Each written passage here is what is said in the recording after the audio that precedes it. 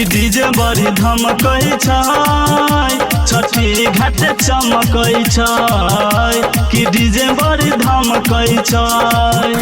कि डीजे बड़ी धमकै छै छठी घाट चमकै छै कि डीजे बड़ी धमकै छै लेके पान फूल के राह लगाई पाँच फेरा अगरबत्ती के धूप बड़ी गमकै छै कि डीजे बड़ी धमकै छै छठी घाट चमकै छै कि डीजे बड़ी धमकै छै कि डीजे बड़ी धमकै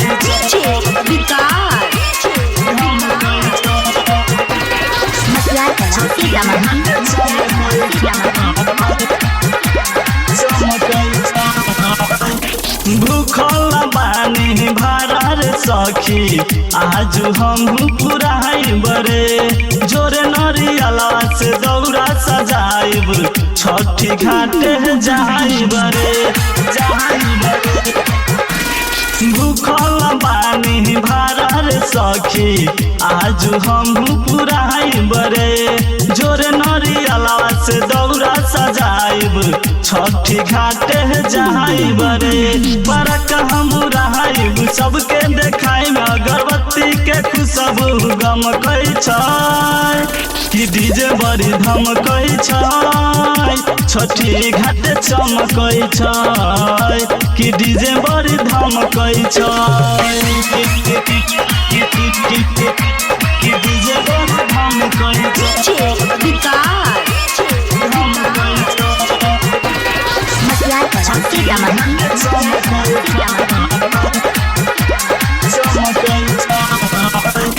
राइटर अमर जीत देखी छठी के महिमा बुझाले रे दुनू प्राणी एक हो साथे छठी घाटे जाले रे गौरव नुनू पर देखी न मैया छठी के महिमा बुझाले रे दुनू प्राणी एक हो साथे छठी घाटे जाले रे सुनी राजू विकास कली न कुछ खास अगरबत्ती के खुशबू गमकै छै